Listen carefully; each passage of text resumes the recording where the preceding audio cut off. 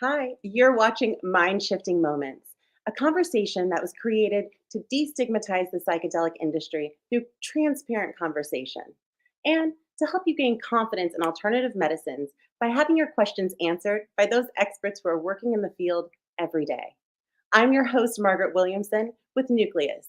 I'm the head of partnerships there, and we're a venture studio that's working to create brands that educate people, aggregate data, and activate customers within the psychedelic space. And in my journey into the psychedelic industry, I've realized that a lot of the curiosity comes from two different camps.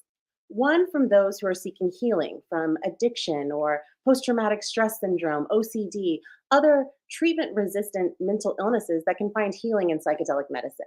And the other is for optimization. Those people who are seeking a higher level of awareness, that want to increase their state of consciousness, raise their empathetic state. But no matter the expert I talked to, and no matter the compound, they had a consistent message that, hey, psychedelics are not a magic pill, that it takes work and it takes training and it takes practice after your psychedelic treatment. And that made me start thinking, if if it takes work and it takes training, what are the exercises that we can do to expand our mind?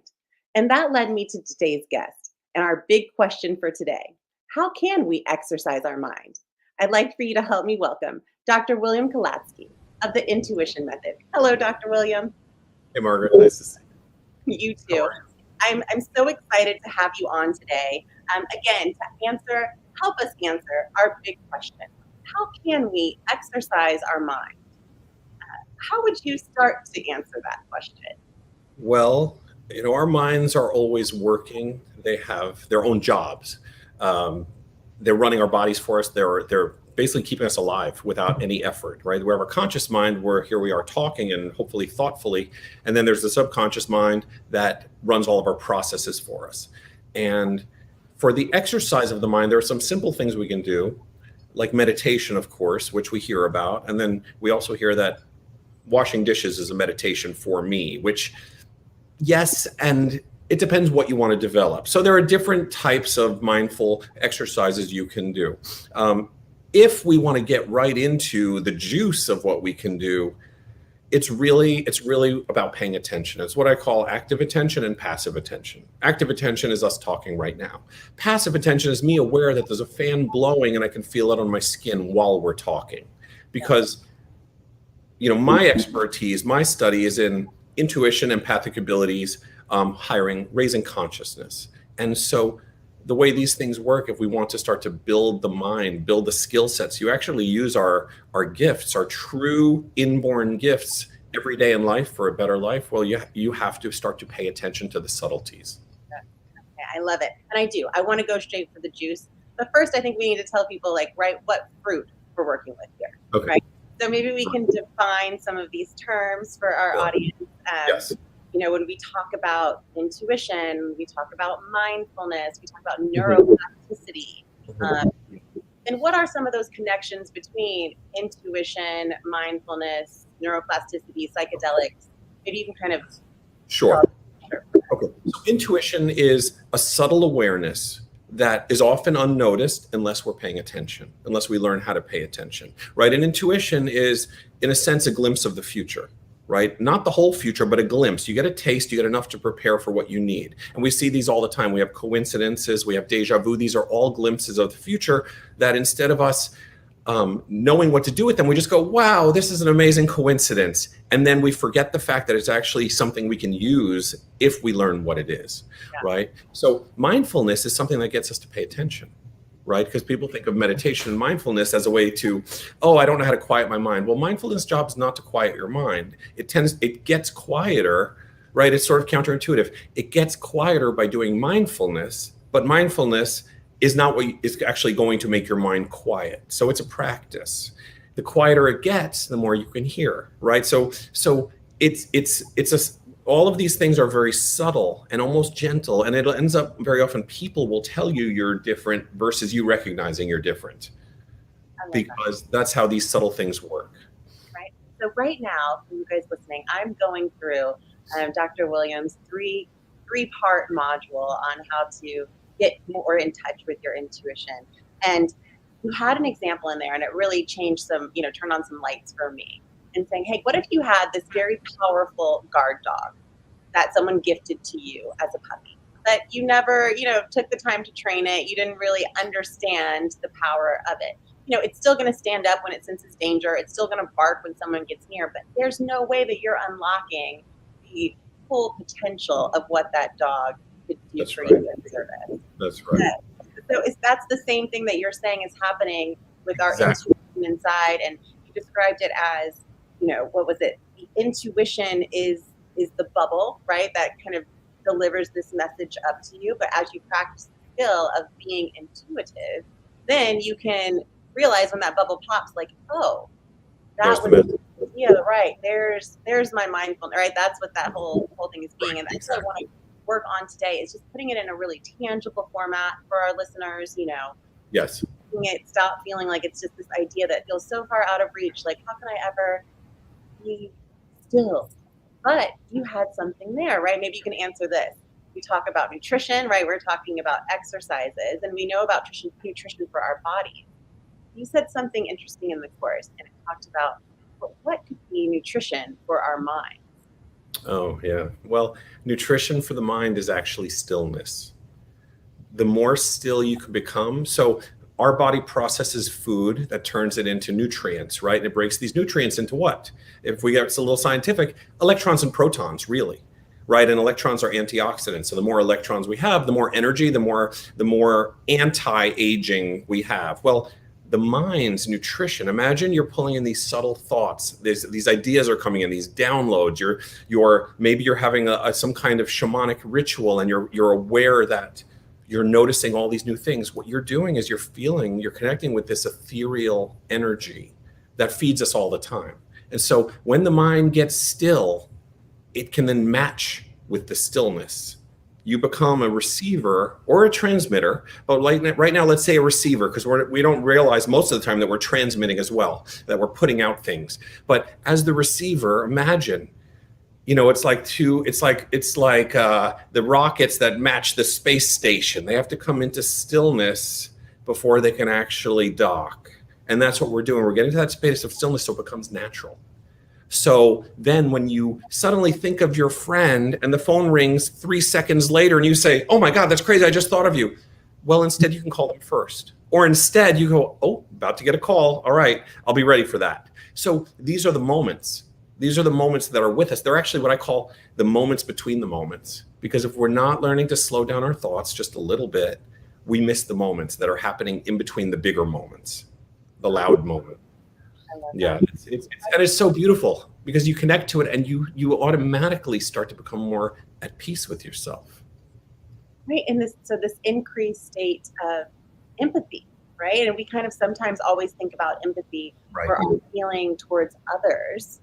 But what about like our empathy towards ourselves? Like that we can give ourselves more grace and more mercy when we go through things, because right now we are more in touch with ourselves, right? So explain to us, maybe talk us through what would be different. Is that the same thing if I were to go through a psychedelic treatment and people I've talked to, right, they start to describe seeing things in color, or feeling energies, feeling this more connected sense to not only self but to the universe.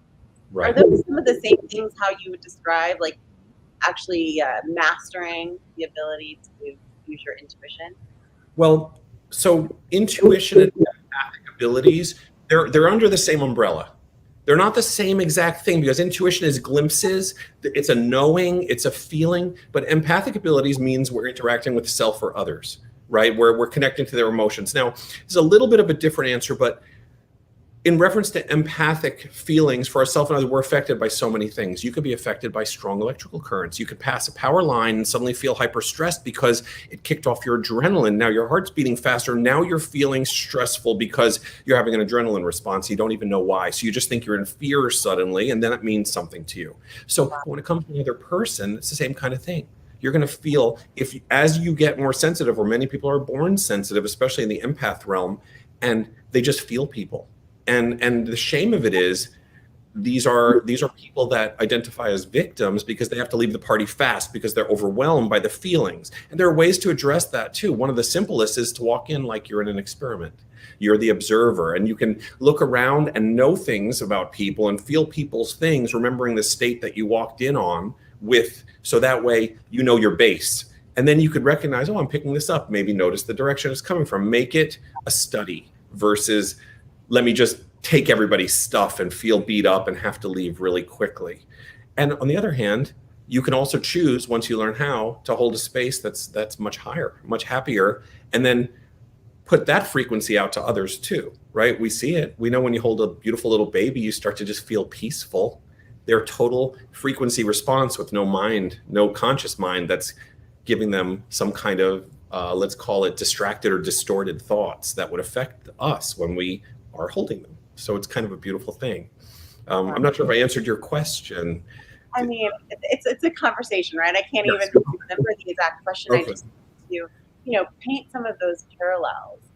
If people are, seeking this optimization, they want this increased awareness. I was writing down some of the other, common things that people are seeking, whether they're seeking out psychedelic therapy and treatment or Yes. trying to, reach this higher level of enlightenment, higher sense of spirituality, mental optimization, preparing for the future. There's so much unrest, Yes. going on in the world around us that it Right. has pushed so many of us to live in this constant state of fight or flight. And there's so many of us, we're not trained in that stuff. We're not educated to understand or recognize the Sure. symptoms of those types of scenarios. And to your point, we're misrepresenting them, right? Like maybe we're very highly sensitized empath. We drive by this power line every day, or maybe we live next to one and we're wondering why we always feel so anxious when we're at home. And we think something's wrong with us, that, it's my spouse, it's my kids, it's my job. And really, it's the energy that's going around next door. You know what, Margaret, I'll share with you one of the simplest exercises you can do to begin to pay attention to subtle energy. And that is this. We're so lucky now in a way because we have these Easy Pass or these Sun Pass or wherever you are, it's these things over the highway that emit a radar. So when we pass, it charges our car that we went through. And so what you can do before you pass these service lanes is, when you know it's coming about 100 yards away, just relax. Even if you're the driver, don't close your eyes, obviously, but just relax, drop in, just sit there. If you're a passenger, even better. And just notice how you begin to feel as you pass that lane, because it's a very subtle thing, but you'll begin to notice a slight headache, a muscle twitch, a pain somewhere in your body. You'll also notice you stopped breathing as you pass through. You actually hold your breath like you're about to go down a roller coaster. And then just as you pass through that Easy Pass lane or Sun Pass or whatever it is, you'll notice not only does the head twinge or whatever it is pass, you'll suddenly do this. You don't even know you're holding your breath because you're being restricted by whatever form of radiation it is. And so it's a very, very subtle thing. But once you can do that, you realize I'm being affected by everything, by the police's radar gun, by the microwave, by my Wi-Fi, by all of these things that tell you you're more sensitive, but also cause constriction in your system, in your energetic being. Wow. I wonder if, two parts, right? I want to see if we can take the audience through a quick exercise, one that you led me through to feel that change. And then Sure. talk about, but what do we do about it, right? I mean, how do we make positive change? Yes. And now the exercise was the one where you had us hold the phone and then get something. Okay. Yes. Yeah. Take So- us through that. I don't have anything good So, around. so this is related to, it's the basis of the course. It's called the foundational breath technique. Now, this was all developed because I had patients that really, based on 2020, 2018, so much discord in the world, disharmony. Nobody knows what to believe anymore. The media is telling different stories no matter where you look, and people are really in a state of distress. So they're coming to me to help them with these problems in different ways.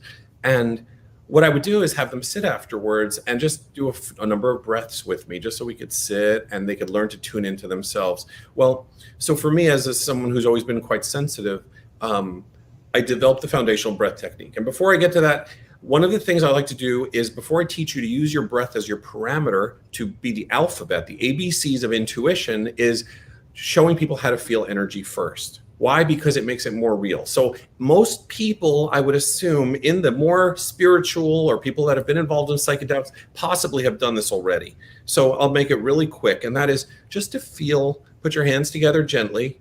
Don't touch them. Hold them for a moment. You may even start to notice there's a slight tingling already as you're holding them there.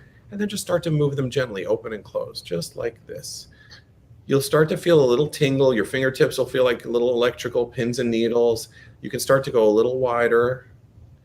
And this is the most basic way to feel your own energy system, right? So you're noticing it in your hands. It feels like there's almost like an electrical energy field of a vacuum that's moving in your hands. In Tai Chi, it might be called an energy ball.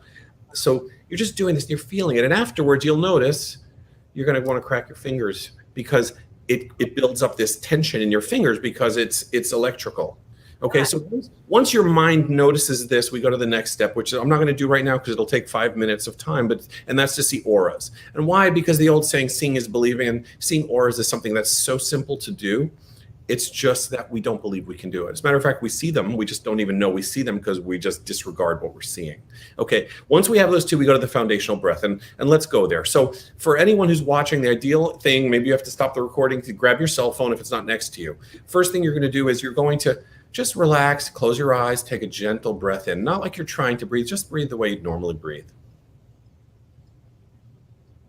Good. Now, reference to the mention the radar, next breath is you're going to hold your cell phone next to your chest. Take that same breath again. Good. Now, I'm going to program you. I'm going to tell you what you're noticing so then you can do it again and notice. And that is, with your cell phone next to your chest, you're going to notice your breathing comes in a little bit heavier. It's almost like, it reminds me of the feeling at a dentist with the lead apron on your chest, that pressure. Now move it away from your chest again and take another breath. And now you'll notice it almost comes in lighter, like you moved away from the radiation from the Easy Pass or the Sun Pass. And your breath just suddenly flows in. Okay, and then you can put it back. Now, the last thing to do for real contrast is grab something like an organic fruit, some clean water, something healthy that you know is good for you, and hold that next to you. So here I've got some delicious organic hibiscus tea. I'm just going to hold it next to myself. And the breath just flows in so nicely. So this is simply a yes and a no. So as you do this, if you practice this just 2 or 3 times a day for 2 minutes, just pick up your phone, pick up something healthy, pick up something unhealthy, notice your breathing. It'll start to translate to you shopping for food, reaching for something on the shelf, and you notice your breath shuts down, right? So it's happening anyway. Now you're just learning to systematize it and then pay attention. And once you do that, your most basics of intuition is now done. Practice it enough times where it's just yes, no, it's breath. Right? And from there, now that you have the basic ABCs, you're going to start to turn those into actual words. You're going to put those ABCs together, and now you're going to get the glimpses. Now you're going to get the knowings. Now you're going to get the feelings. You're going to develop the skills to a much deeper level where you start to just notice the subtleties, because that's what it is. Everything about it is the subtlety. That's Go ahead. I didn't mean to say. Well, I was going to say the subtlety, the word gives it away. Sub means below. Right? It's just below our sensory ability. So what do we have to do? If our mind is up here going, blah, blah, blah, blah, a lot of noise, a lot of things like that, but the intuitive messages, the knowing is right here. So we have to take all this and say, hey, how do I lower this? How do I lower this? How do I lower this? Okay, getting lower, lower, almost there. Now I'm there. Now I'm going to notice it. But hey, what if I train myself to get just below it? Oh, now those messages are louder than my thoughts. How about that? Now I'm getting glimpses of the future whenever they come in, and they're all the time, right? It's, there's a quote I like a lot that I attribute to from a kid's book I wrote, about a piranha, and it's every moment is a crystal ball. Every moment is a crystal ball. If you're paying attention, every moment is a crystal ball. If somebody is doing some kind of psychedelic healing work, and you ask them a question at any given moment, it's very likely they're going to be able to extrapolate on that moment and tell you what it means at a much deeper level, at a way deep subconscious or superconscious level, because every moment is a crystal ball waiting to be seen. I love that. It is so, you know what I mean? It opens up the possibilities of every moment. Right. But you put on something so great that it is subtleties. It's those things that are there, but we're not paying attention to. Always there. And you have that example of, and I'm sure many of us have found ourselves in this situation where we've misplaced our keys. And you're going through, you're retracing, you're racking your brain. Where could they be? Where could they be? Where could they be? You finally give up. And it's in that moment of like, forget it, that like, boom, there it is. So right? what like, happened? Yeah, I put them in the refrigerator. Do you know what I mean? What happened? How did you suddenly say, forget it? And there it is. It's because you got out of the way, right? So I like to think about this.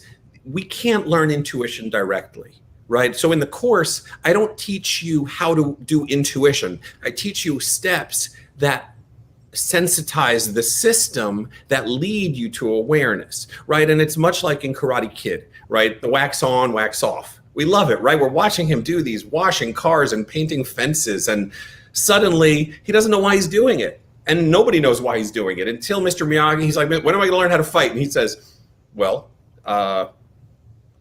wax on. And he moves his arm in this wax on position that his brain, his subconscious has done 10,000 times. So it's so natural now, and his mind does it for him. And that's what we're doing here. We're doing simple things that get our brain, our mind to bring the awareness to our level. So as I say, intuition essentially is your subconscious sending a package up the conveyor belt to leave it at the doorstep of your conscious mind for you to notice. It's up to you to notice. Yeah. If you don't notice, you miss it. It's only there for a moment, but if you know how to pay attention, you got it, right? If there's an emergency, it's loud, right? It needs to save your life. You still may disregard it, but it's going to be loud. It's going to speak to you. It's there was one time I was driving a little fast on this curvy road in New York, and it's a highway sort of from Queens to Brooklyn, and suddenly I just had a real life image of a giant puddle around the next turn, and I slammed on the brakes because I thought it was that real. That's the level of emergency. And when I got there, I'd already braked, and there was the giant puddle, and I was like, whoa, that would have taken me off the road. And so, like, there are moments when it's going to scream at you, and maybe it has to put you into a hologram that says, this is real. Do this right now. And that happened. And we hear these stories, where the mom gets a message from across the world, right? I mean, it's how simple for a mother and a child, because the brain frequencies are so easily aligned because the DNA already is matched up, and DNA is also spun in a frequency. And that's what it is. Like, it's also like sitting at the feet of the master, right? We've talked about this, where when you sit at the foot of the master, a sage, someone who's been meditating a very long time, even if it's just five years longer than you, your brain waves that are cacophonous, that are noisy, that are the monkey mind, that are honking and listening to TV shows all the time, suddenly say, oh, there's someone here with a more coherent, more powerful brainwave. My mind wants to match that one. And it just starts to calm down and match their frequency. And now you are evolving faster because you're spending time around people that have more evolved consciousness. I mean, it's so simple. It's so beautiful. Like, just to be able to sit around people that have been meditating for a long time, could be anything. Anybody who is a strong believer in something is going to have a coherent brainwave set. So you can hang with any of them. You just want it to be the right people, the right choices that they're making. If you hang out with a lot of criminals, what happens? It becomes super easy to be a criminal, right? It's just, that's how we know. It's like, oh, everybody does this, I'm just going to do it too. But when you're with the saints, oh, I mean, like. But it is so true, that they say, like birds of a feather, but there's actual science behind that, saying that, right, your brain frequencies are sort of matching up. And that takes me back to the other question. We talked about, right, all of this sort of just trauma that's happening around each of us every single day, and that a lot of us are just unaware of the effects that it can have on us, and then, or how those effects then play out in symptoms, and we are misdiagnosing ourselves. But what can we do? What happens when we start to practice this intuition method? We get in touch with these things. You warn of it developing, sort of this good and evil power on, how to use these new skills. And okay.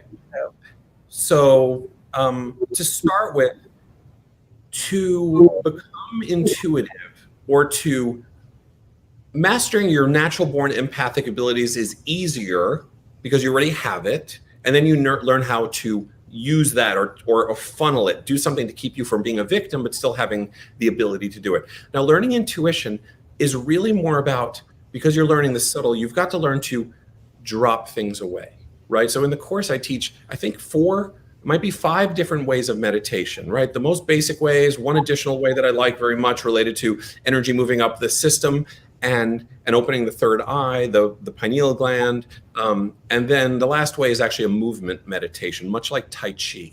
Why? Because, and it's a slow movement, super slow, as a matter of fact, because when you begin to move very slowly, so slow, and you're counting in your mind while you move this slowly, you're paying full attention to your body and your counting and your movements. So you're distracting yourself from any stray thoughts, right? So even if it's just lifting your arm, you're starting to notice, if I just move my hand from here to here, I don't think about it. But if I have to do that with 100 count in between, I'm going to notice every moment. So once you're able to do that, you start to, the negativity really falls away. It's just not as interesting.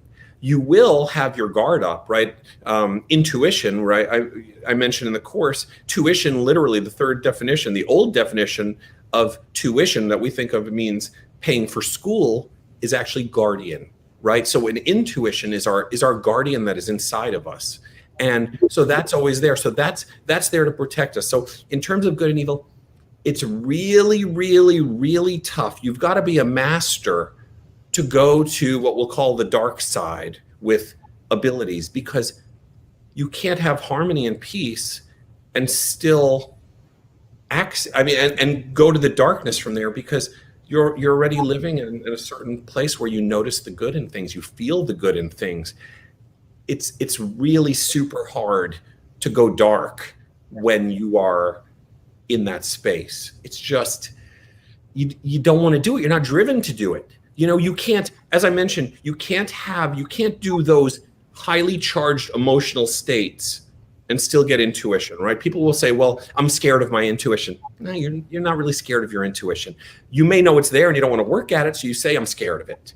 But really, intuition, people say, well, I had a fearful intuition. It wasn't a fearful intuition. Intuition gives you a message, then you process it. But you don't get a fear intuition. You get your skin standing up.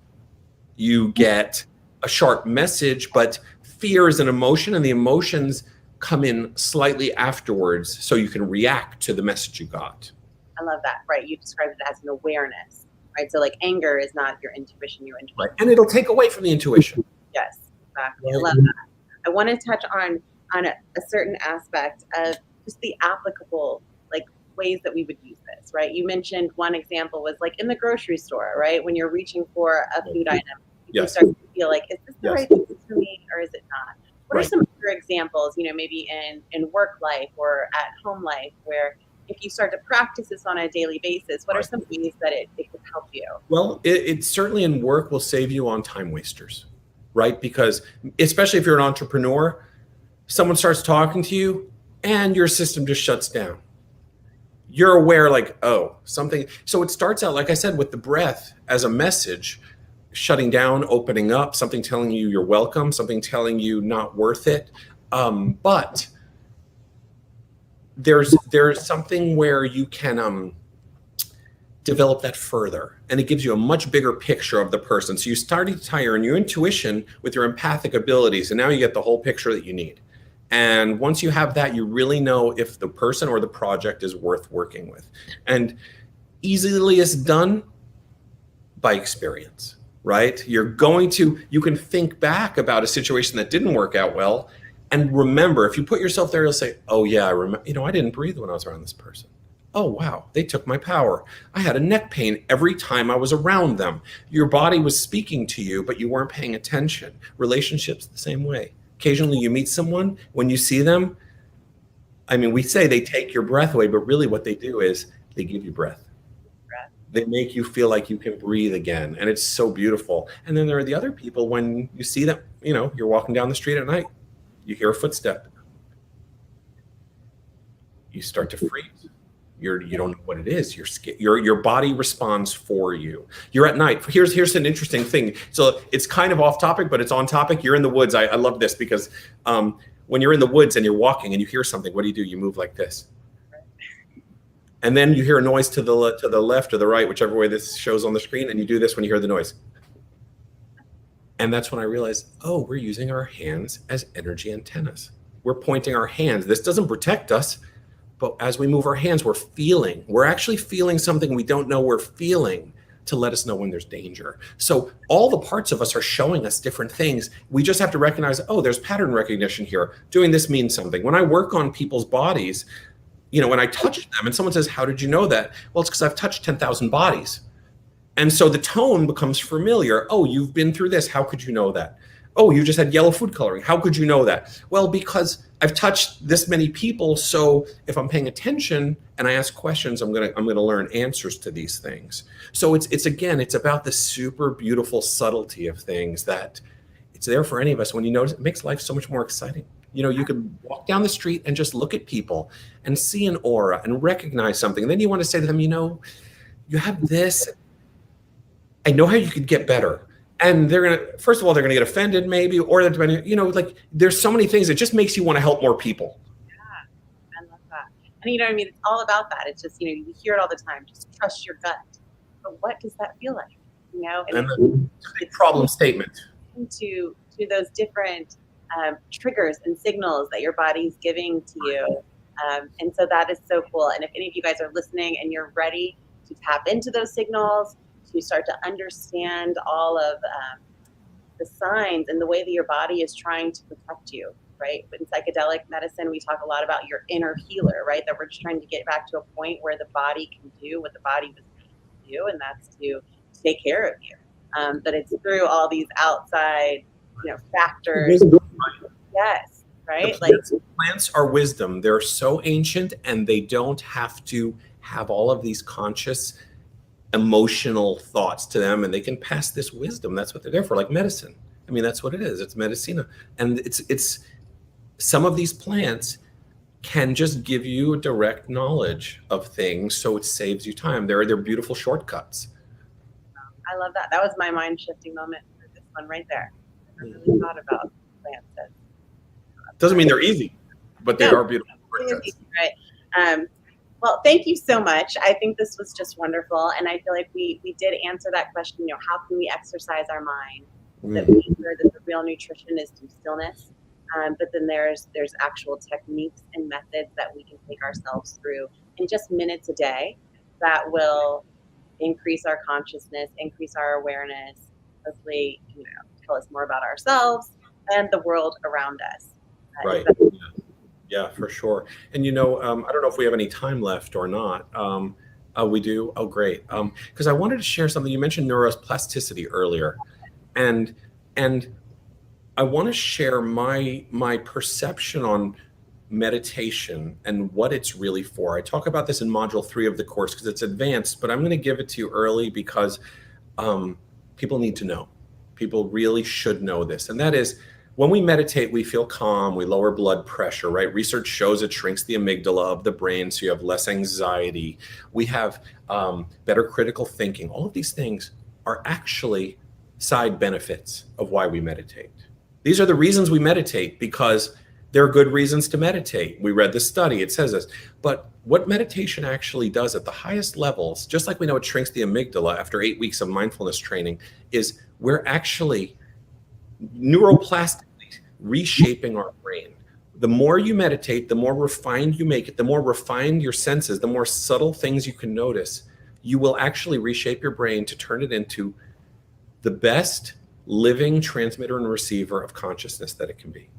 And that's what it's about. Because at that level, life is good. You have a bigger picture. The minutia, the news, the whatever's happening in the world, you're just going to be like, oh, okay, I got it. I know what's going on here. So the idea is keep meditating, keep quieting the mind and learning how to feel those more subtle states, because intuition, empathic abilities, being psychic, having gifts and abilities, having the, as in India, as they call it, the siddhis, these special gifts, all of them are part of that. But when you train your brain like this, it's all available, and then you just use it for the highest good. I mean, literally for what's good for yourself and others. I'm intrigued. I'm excited to continue the coursework. I will definitely be letting you guys know my new skill set that I picked up. And if any of you are listening, you can also, right, you have a full course that they can download. You can take from Right. anywhere in the world, right? They can just go directly to your website. We'll put it in the link also. But yes, thank you, Dr. William. This was such a fascinating conversation. And I can't wait to see where this goes in the future. Hopefully I see it having huge conference centers, full of hundreds of thousands of people going through these techniques and just, again, raising their consciousness, making for a more empathic world. Yeah, I hope so too. Yes, that'll be, we definitely need it. We definitely need it right now. One question that I want to ask before we wrap up. Say someone is going through a course of psychedelic therapy, psychedelic assisted therapy. Would this work as an integration method, maybe after they've gone through treatment? Would this want to be work that they do beforehand? Well, I'll tell you, if you do it beforehand, you're going to really, what is the word? Exponentially speed up progress, because the things that you're starting to notice will suddenly be super noticed, because you're what is the word? You're thinning the veil. So if you have a room that's very thick with mist, like a sauna, and you walk in and you feel the density of the heat and the water droplets in the air, now imagine the air starts to thin out and there's less water droplets. So you have to move less to notice it. If you move fast, right, it's like a breeze blowing by. If you're standing still, you'll notice the breeze. But if you're running, you won't notice the breeze because the wind's, so you're learning this stillness. And now, so psychedelics, they make that sensitivity level, they grow your aura in some ways where you're suddenly feeling more like a cat's whiskers going through a small space. It's the feelers for you. And now you're suddenly saying, oh my God, I noticed this. And it's a good takeaway to notice something. And you talk about it for a while, but if you don't build a skill around it, all you got was a noticing, right? And what do you do with noticing? And noticing is step one to knowing, right? It's almost the same word. You notice something small. I noticed the sign says, do not park here. Now, that tells me not to park, but I can really learn more. I can study and know and really say, why can't I park here? And then I'm knowing. So that's what we're doing. We're now, if you were to do this after a course of a psychedelic treatment, it just becomes that much simpler. Every moment's a wow. Every moment is, oh my God, I can't believe this is so easy. Oh my God, I can't believe I didn't know this existed. No one taught me these rules. As a child, I learned to walk. Why didn't anyone teach me this if this is part of me too? So that's really the difference. You can do it before, after. If you do it before, it's probably more fun because then you get to notice the difference. If you do it after, you just get wowed by, I can't believe it has always been available and I never did it. Wonderful. Well, I'm sure that the audience is getting excited. I can't wait for them to share experiences, to get in touch with you. And you run the courses yourself. So, right, they could go through the online modules, but then they could also, maybe if you're in the Florida area, you're in the Florida area, but they could book classes directly with you. Is that right, too? That's right. Yeah. After I'm working with patients, I'll often teach them something from the course that I think will be useful. And I'll be doing live courses down here shortly, just, building up the level of interest as people take the course online and want to do it in person. So it's very exciting. So exciting. So exciting. Well, thank you so much for shifting minds with me today. Again, if you're in the audience and you are ready to learn more about intuition training, about the intuition method, please get in touch with Dr. William. That's what's different about Mind Shifting Moments, is that we're not here to just spread information and education, but we also want to lead you to activation. So take action on this information and education that you received today. And we urge you, we challenge you, we dare you to take the next step in your journey towards well-being. And if you have a question that you're dying to have answered by experts in the industry, send it to me, your host, Margaret Williamson, Head of Partnerships for Nucleus. Until next week, we will see you guys out there. Keep doing the hard work, and we'll see you guys soon. Well, thank you, Margaret.